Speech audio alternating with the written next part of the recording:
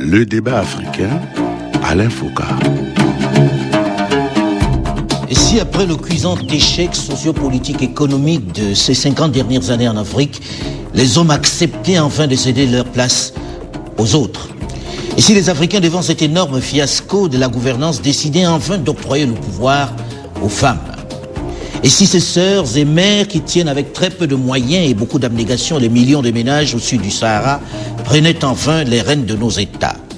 Et si ces hommes politiques qui un peu partout traînent des casseroles brinque-ballantes acceptaient enfin de céder leur place à ces sœurs, à ces femmes qui chaque jour dirigent leur ménage sans pour autant crier à la corruption? Et si, en réalité, ces hommes politiques qui un peu partout traînent des casseroles brinque-ballantes avec une solide réputation de corrompus acceptaient de passer le témoin? Mais pour commencer, sans aller jusqu'à l'utopie, comme j'entends déjà certains murmurer, les financiers, pour la plupart, acceptaient de leur accorder un peu plus de crédit, de ne plus les confiner seulement au petit commerce. Après tout, elles ont fait la preuve de leur bonne gestion et de leur solvabilité. Sans aller jusqu'à la provocation, voilà quelques réflexions qui nourrissent le débat dans certains milieux intellectuels africains, fatigués des scandales qui alimentent l'actualité continentale. Pourquoi ne pas accorder plus de place aux femmes, tant en politique que dans les affaires? C'est le thème de notre débat de ce dimanche, enregistré en marge du forum de Bamako dans l'enceinte de l'Institut des hautes études de management, ici dans la capitale malienne, avec plusieurs invités, plusieurs personnalités. D'abord, Madame Aïssata Touré Koulibaly, qui est présidente des femmes chefs d'entreprise du Mali. Elle est également la directrice de la société Multichaîne, expert dans les fruits, légumes et confiseries.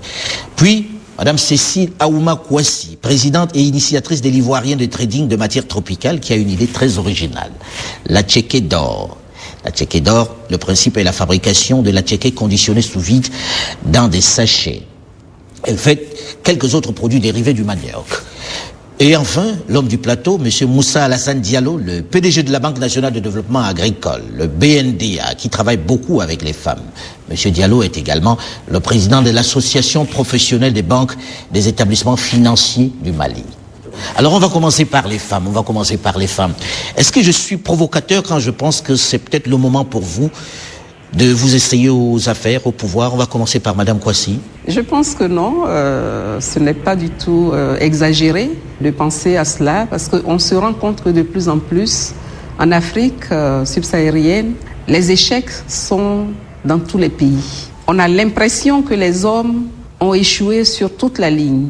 La pauvreté, la famine. Vraiment, on ne sait pas par quel bout prendre les choses pour se rendre compte qu'ils ont fait un petit travail. Et les mères, toujours à l'œuvre, nourrissent, s'occupent, soignent. Je pense qu'il est temps d'y penser. Mais vous ne faites rien dans ce sens-là, on dirait. On vous entend pas beaucoup vous engager en politique. Et dans les affaires, on a l'impression que vous êtes plutôt frileuse, non? Madame Aïssata Koulibaly. Merci bien, nous ne sommes pas du tout frileuses, Alain Foucault.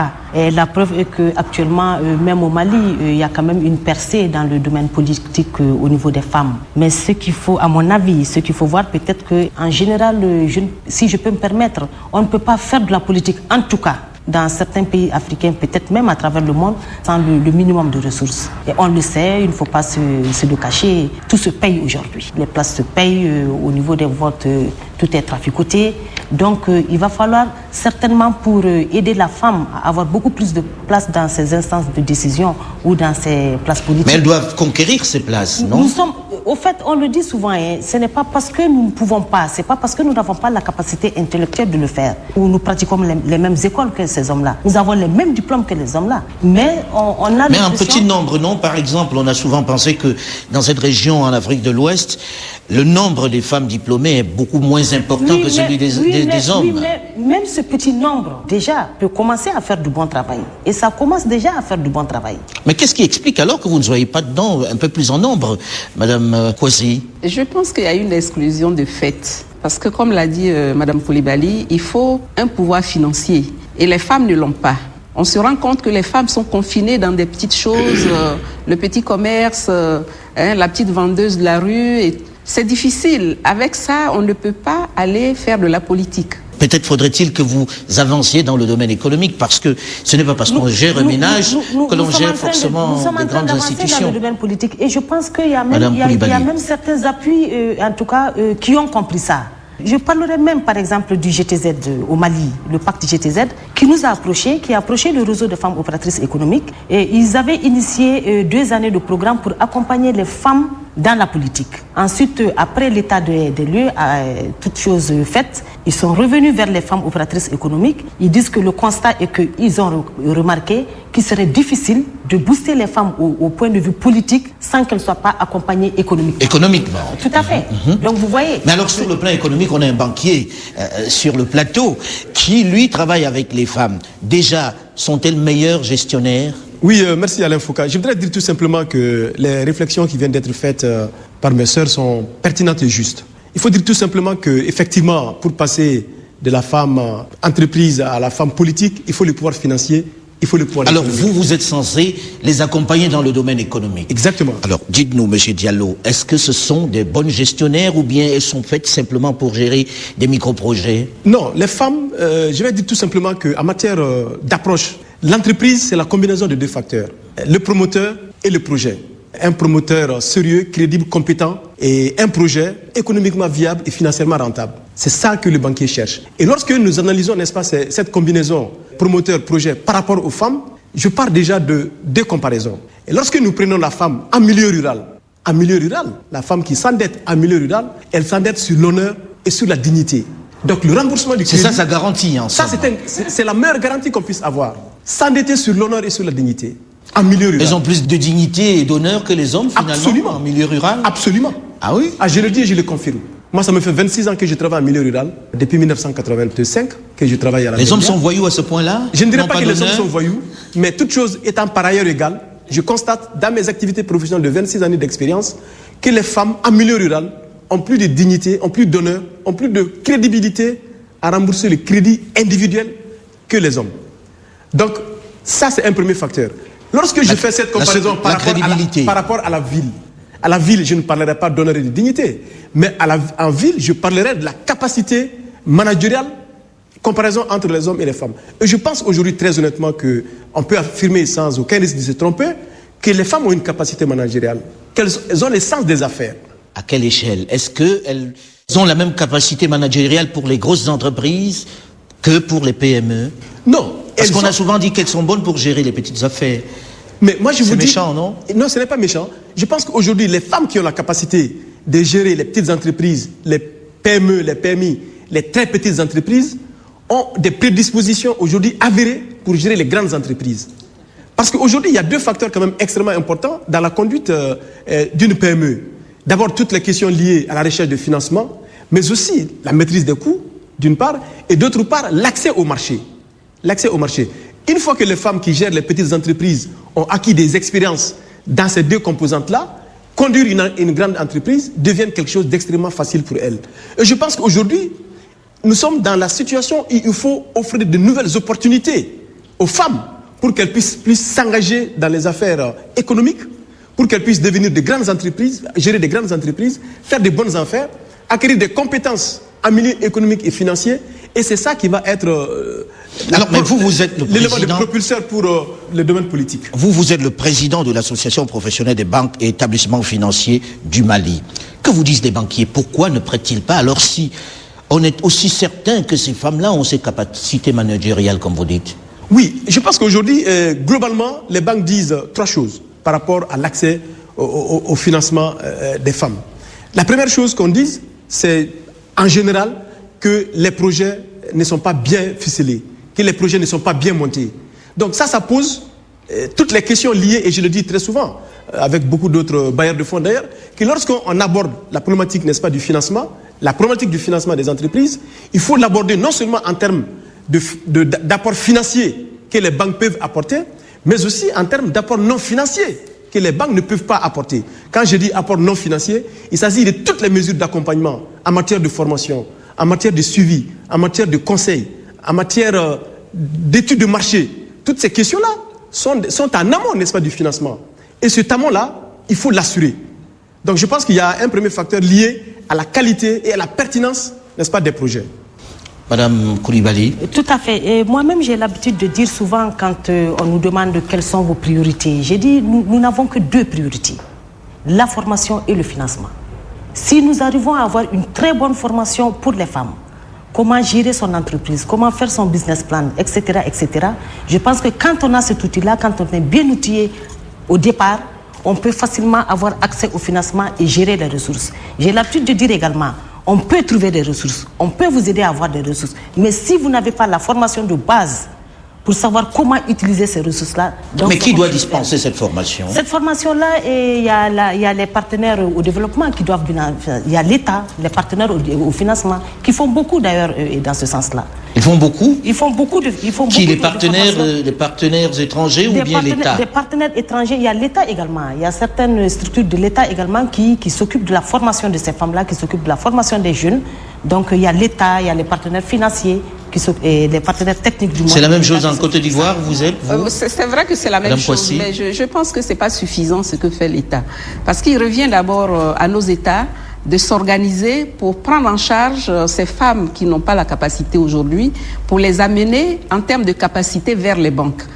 Il n'y a pas un programme précis, visible, en tout cas en Côte d'Ivoire, qui permette aux femmes d'aller de l'informel au formel, par la formation, par les appuis, les capacités de suivi, évaluation de leurs activités, et ensuite aller vers une banque avec un projet. Même quand elles ont un projet, elles n'ont pas la capacité d'y aller. Nous avons fait une petite expérience par rapport à notre projet à Tiekédor. On a réussi à prendre les femmes du milieu rural, qui étaient nos partenaires en termes de production de la matière première. On a dû les organiser d'abord. On s'est mis à la place de l'État de Côte d'Ivoire pour organiser ces femmes, les former avec les bailleurs du développement, au développement. On les a formés. On a ensuite allé vers ces mêmes bailleurs-là pour acquérir un peu d'argent et faire des unités de transformation à la base dans les villages. Mais et l'État, où il est? Ça fait beaucoup de problèmes. Moi, je pourrais peut-être rajouter qu'il faut également une bonne organisation de tout ça. Parce que les femmes dans les zones rurales, elles sont un peu éparpillées, même Et les distances sont importantes, il n'y a pas d'infrastructure. Oui, mais les regrouper au moins en association. Parce qu'il est extrêmement difficile d'aller atteindre une femme, toutes les femmes. Il faut les regrouper en association. Il y a ce premier point. Et le deuxième point également, nous avons énormément d'organisations, d'appuis qui sont un peu partout éparpillés dans la nature. Il faut peut-être faire l'état des lieux, savoir qui fait quoi. L'État est tenu par les hommes, visiblement, qui n'ont pas tellement envie que ça change. Peut-être devriez-vous vous organiser. Qui fait ça? Bon, ça, je pense que ça doit quand même relever de l'institutionnel. Ce sont eux qui sont les représentants. Oui, mais s'ils décident qu'ils ne le feront jamais parce que ça ne les arrange pas, vous voulez arracher le pouvoir, on ne va pas vous le donner comme ça. Nous le ferons parce que nous nous organisons. Aujourd'hui, par exemple, il y a des organisations, il y a des réseaux qui se forment. Il y a des réseaux qui sont formés, qui deviennent de plus en plus puissants. Donc ces réseaux-là vont elles-mêmes vers ces structures d'appui pour voir comment ils peuvent nous aider à regrouper davantage les femmes pour qu'on puisse avoir une seule entité opaque et ainsi faire le tampon donc entre les femmes donc, et ces structures d'appui. Mais je pense que c'est vrai que les femmes, en s'organisant, peuvent arriver à former une masse critique capable de faire la pression. Parce qu'il y a tous les institutionnels, en termes même d'appui au développement, traitent d'abord avec les États. Vous avez beau vous organiser, aujourd'hui, de plus en plus, les gens vont vers la décentralisation. Ils vous disent, est-ce que le maire de cette zone est impliqué dans votre projet? Alors, donc, on nous renvoie toujours vers l'État. Et donc, il y a des limites, même si on s'organise. Vous avez l'air de dire que l'État est un frein. Oui, nous allons peut-être devrait-on s'adosser aux banques, non? Oui, bien sûr, on peut s'adosser aux banques. Je le disais tout à l'heure, le premier facteur limitant pour l'accès des femmes au financement, je l'ai dit, c'est la qualité du dossier. Le deuxième facteur limitant qui était en général évoqué par le banquier, c'était la faiblesse des garanties. Mais le banquier de 2011 n'est pas le banquier de 90. Si le banquier de 90, au premier contact avec les clients, avait pour souci d'évaluer les garanties sur lesquelles vont être adossés son financement, Aujourd'hui, pour le banquier 2011, la garantie ne fonde pas le crédit. Donc, c'est la pertinence du projet qui est présentée. Oui, mais est-ce que ces femmes qui représentent pour vous en réalité un vivier, une clientèle intéressante, vous ne pouvez pas, en tant que banquier, commencer à participer à la formation et à l'organisation de ces femmes parce que, en fait, vous faites un investissement. Oui, tout à fait. C'est en cela que j'allais arriver. Les dames viennent d'indiquer tout à l'heure qu'il y a effectivement des mécanismes de formation qui sont disponibles au niveau de nos États. Si vous prenez le cas spécifique du Mali, il y a le FAFPA, ce qu'on appelle le Fonds d'appui à l'apprentissage et à la formation professionnelle, pour lequel, n'est-ce pas, tous les salariés, toutes les entreprises cotisent généralement.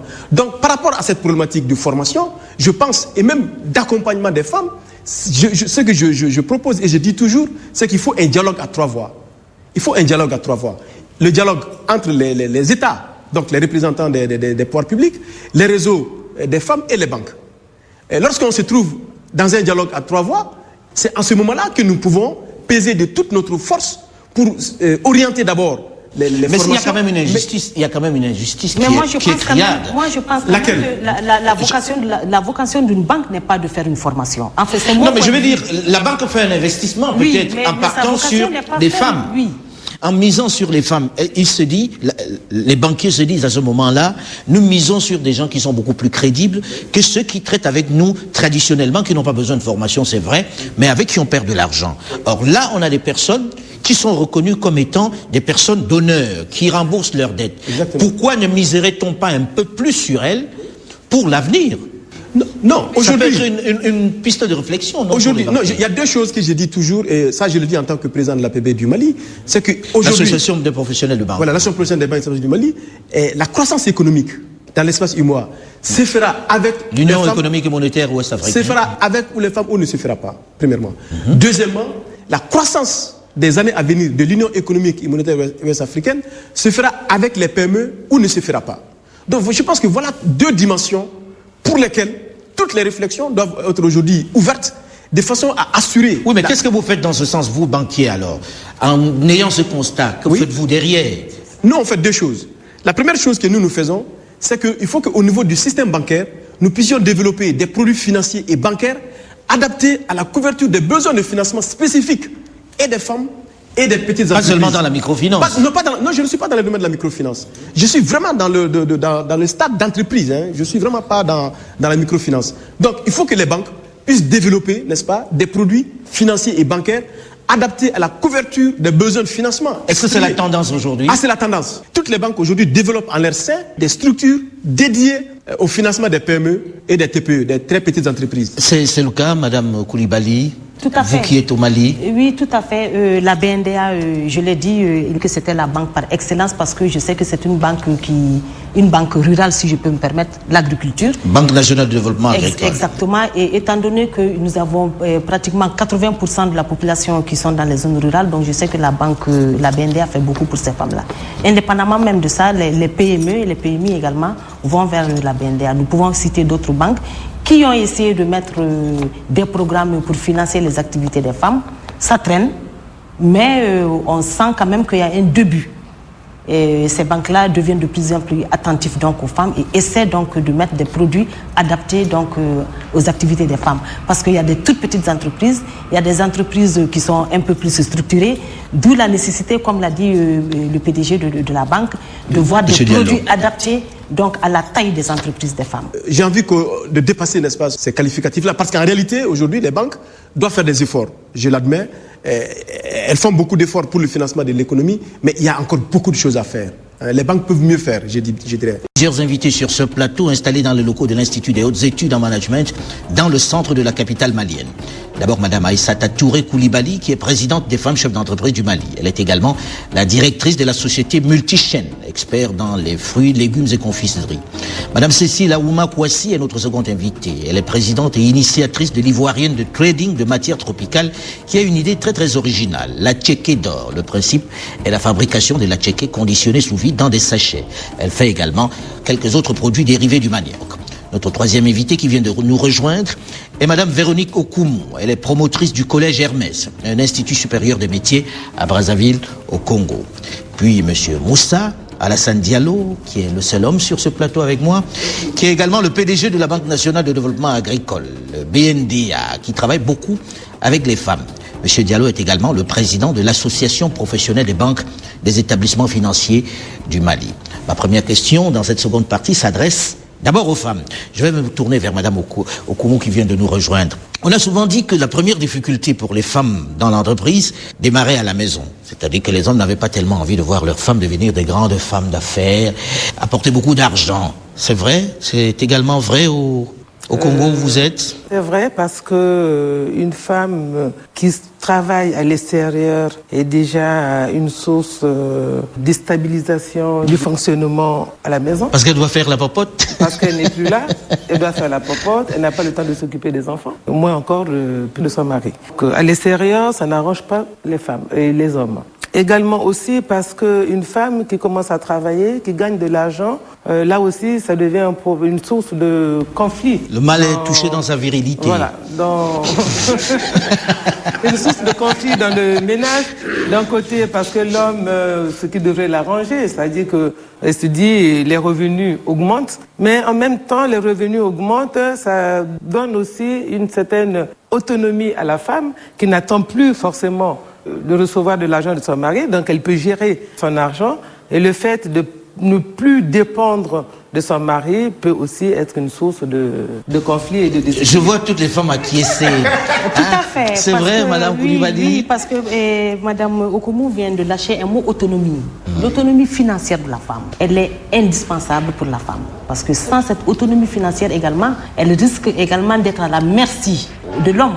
Mais en général, je dis aux femmes qui viennent me voir, qui viennent demander conseil, je dis, vous savez, la seule chose qui va libérer les femmes, si je dis libérer entre guillemets, c'est esclavage entre guillemets, ce serait notre autonomie. Vous pensez qu'elles sont dans l'esclavage alors, la plupart des femmes? Mais dans le sens un peu figuré quand même, mais la seule chose qui va libérer la femme, c'est son autonomie financière. Parce que vous savez, même au sein des ménages, quand une femme n'a pas de revenus, elle est presque considérée comme moins que rien. Alors que si elle a une autonomie financière, on la regarde un peu plus avec beaucoup d'attention. Donc vous voyez, ça c'est sûr. Il y a ce point-là. Mais est-ce qu'il n'y a pas aussi le fait que ces femmes-là, lorsqu'elles commencent à gagner de l'argent, elles ont envie d'écraser le mal en se disant je vais prendre une vraie revanche? Non, là pas du tout.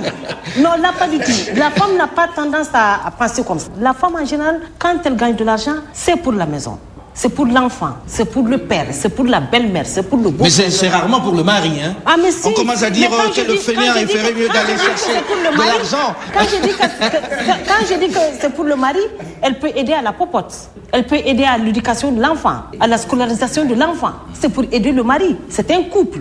Donc, au fait, on se complète. Oui, mais là, vous dites bien pour aider le mari. Mais ça veut dire que d'entrée de jeu, dans la conception mentale de la plupart des gens, c'était déjà la tâche dévolue à l'homme, c'est-à-dire l'éducation des enfants, l'entretien de la maison, la santé. Mais si nous voulons partager aujourd'hui, si aujourd'hui nous évoluons. Donc vous ne l'évitez pas, vous faites peut-être aussi ce que vous avez à faire. Mais exactement, si nous évoluons aujourd'hui, nous nous disons, nous avons des ressources, nous aidons nos époux.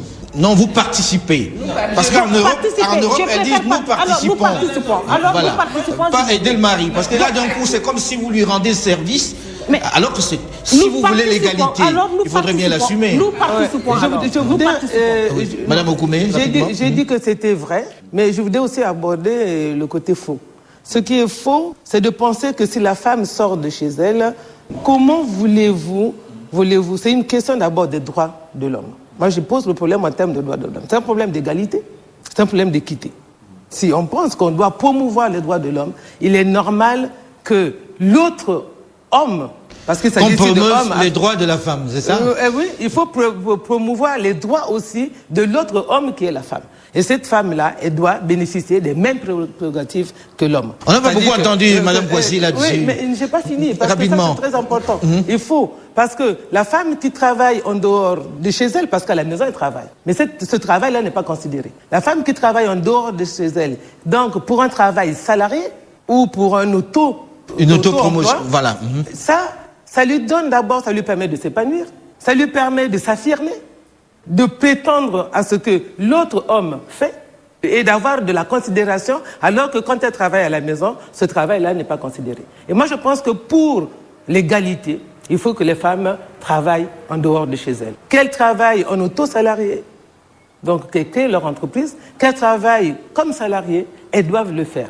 Et ce qui fait qu'une fois qu'elles rentrent à la maison, en ce moment-là, ce n'est pas pour revendiquer l'égalité, mais pour revendiquer les droits. En ce moment-là, quand elles rentrent à la maison, il y a des tâches qui appartiennent à la maison, qui seront donc vous voyez, partagées. Vous imaginez ces hommes-là tout de suite dans la cuisine ou en train de faire la vaisselle. Elles seront partagées selon les sensibilités, elles seront partagées par tous les membres de la famille qui sont le mari, les enfants et elle-même. Madame Boisy. Oui, moi je prendrais le contre-pied de mes deux sœurs sans dire que ce qu'elles ont dit n'est pas juste. Mais je dirais que de plus en plus pour des femmes comme nous qui voulons y arriver avec l'entreprise, beaucoup d'activités à l'extérieur, on trouve de plus en plus des hommes capables de comprendre l'intérêt familial et de s'inscrire dans cette dynamique-là. Alors moi, je pense qu'il faut sensibiliser, il faut continuer à sensibiliser. Plus il y aura des femmes qui s'engagent dans des activités à l'extérieur, plus les hommes suivront. Parce que c'est dans l'intérêt de la famille, ils savent que la femme participe de plus en plus et à partir de là, ils sauront que c'est pas pour elle toute seule. Mais est-ce que vous n'y allez pas un peu vite? C'est-à-dire, on a beau dire qu'il faut se moderniser, mais est-ce que vous ne pensez pas que, en essayant de rompre tout de suite avec les anciennes traditions, c'est-à-dire en disant on va se partager les tâches ménagères, vous les braquez d'entrée de jeu, les hommes? Alors, moi, la question que je pose, alors, dans ce cas-là, si il nous faut attendre encore du temps, mais est-ce qu'il n'y a pas une période de... Comment voulez-vous... Est-ce que ça doit être progressif? Qu'on puisse même accéder à... Est-ce que le temps nous appartient? Oui. Ouais, mais vous n'êtes pas forcément... Le temps ne nous appartient même pas. Parce que vous savez, quand il y a un couple où les deux sont des opérateurs économiques, la femme peut sortir le matin, mais est obligée de revenir à la maison pour une certaine heure. Alors que l'homme a la latitude de rester jusqu'au-delà de minuit parce qu'il est dans ses affaires. La femme ne peut pas rester au-delà de minuit, même si elle a des affaires. C'est un problème aussi.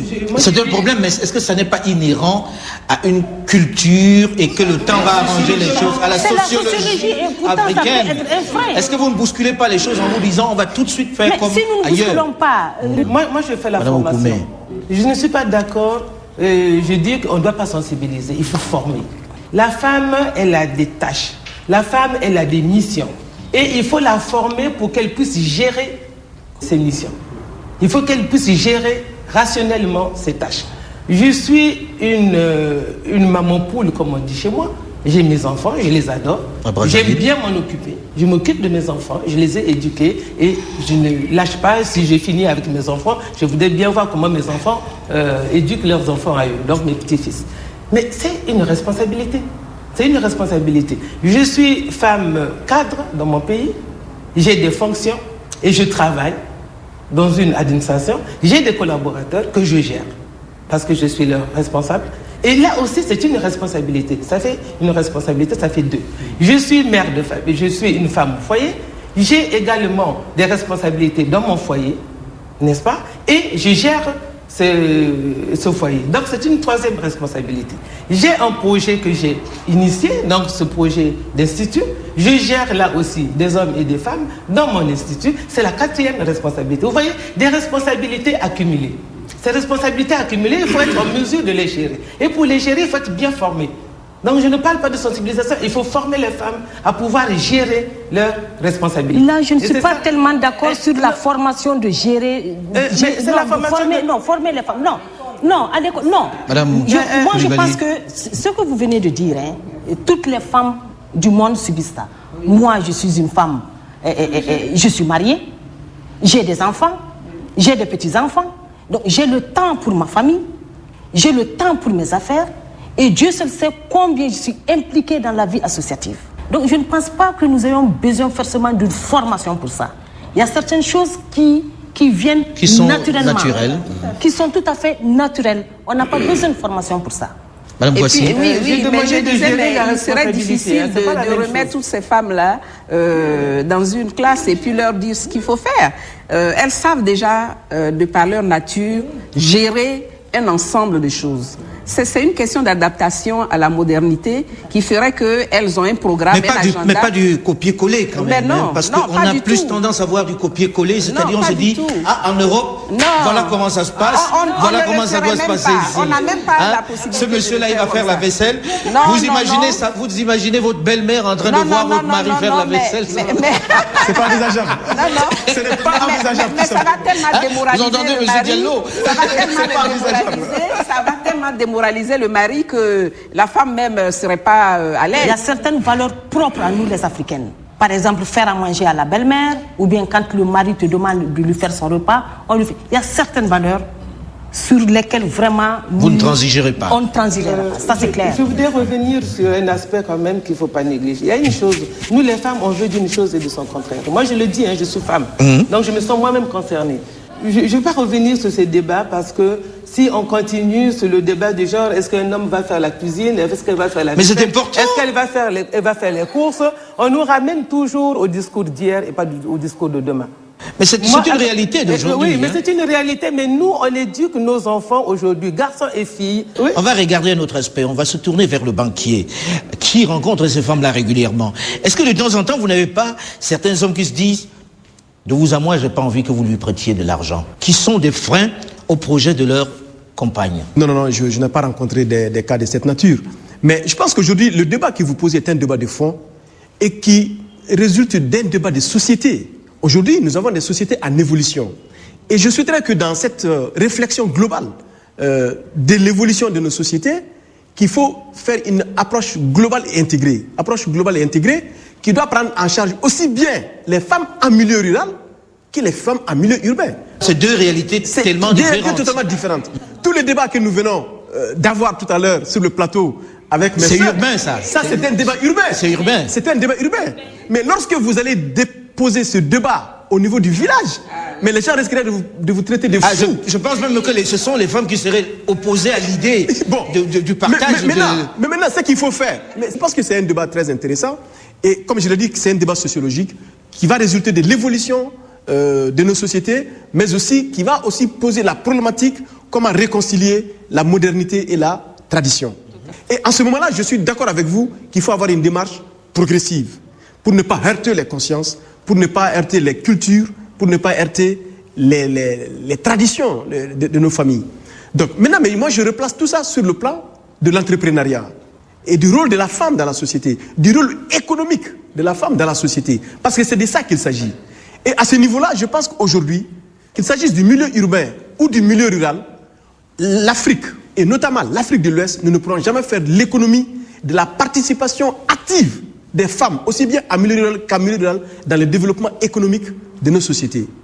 Et c'est là sur le double plan, aussi bien de la production agricole que de la femme chef d'entreprise, avec une culture de commandement.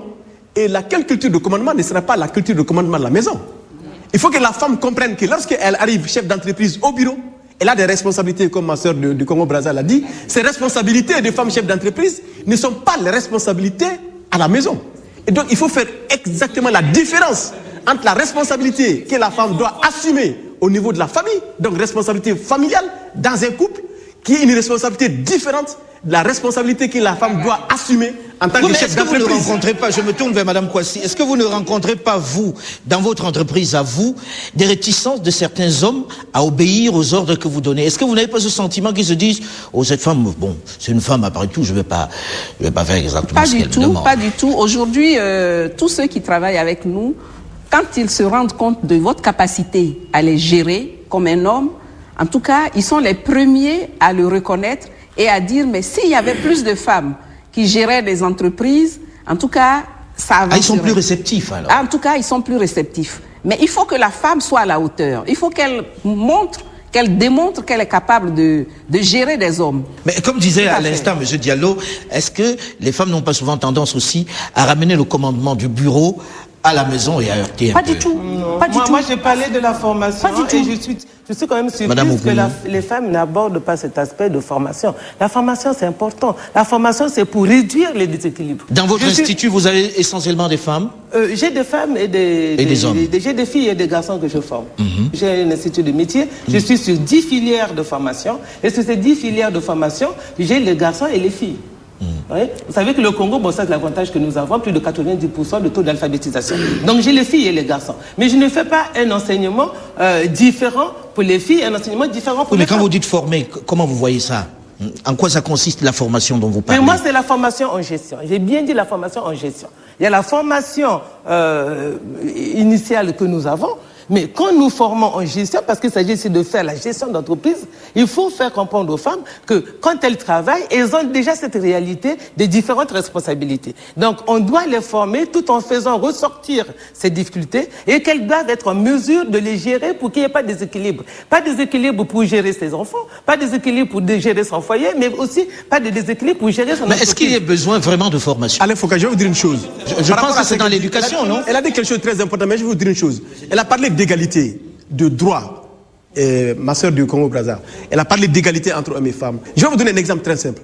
Moi, j'ai aujourd'hui, au niveau de mon institution, la BNA, j'ai une femme directrice de département.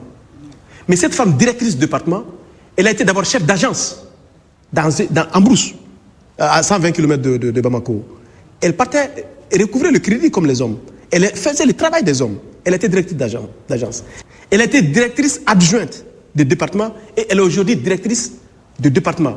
Donc, par rapport à ces concepts de droits de l'homme, droits de la femme, tout ça, je pense qu'aujourd'hui, le seul critère qui vaille, si on veut que les femmes évoluent aussi bien en termes de responsabilité publique que de responsabilité privée au niveau des entreprises, c'est la compétence intrinsèque. L'efficacité. L'efficacité.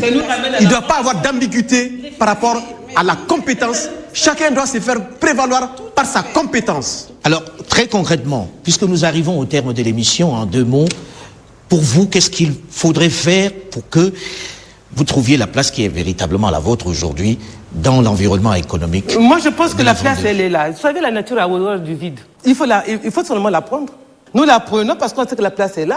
Si nous avons les capacités, si nous avons les aptitudes, nous la prenons. Madame Coulibaly. Je suis d'accord avec, sur ce point-là, en tout cas avec Madame Okumu. Si la place est là, par rapport à nos capacités, il faut vous battre pour la prendre. On se battra pour la prendre. Je pense qu'il faut se battre, il faut former des masses critiques capables de se faire entendre. Et comme l'a dit Mme Coulibaly, c'est à travers des associations, à travers aussi la formation, comme l'a dit Mme Okumu, pour aller vers la capacité de prendre sa place. Non, moi je dirais, qu'est-ce qu'il pense? Moi je dirais tout simplement pour conclure que le rôle de la femme dans nos sociétés est extrêmement important et qu'il faut harmoniser les approches, avoir une conception beaucoup plus globale du rôle de la femme dans la vie économique et du rôle de la femme dans la vie sociale. Merci d'avoir accepté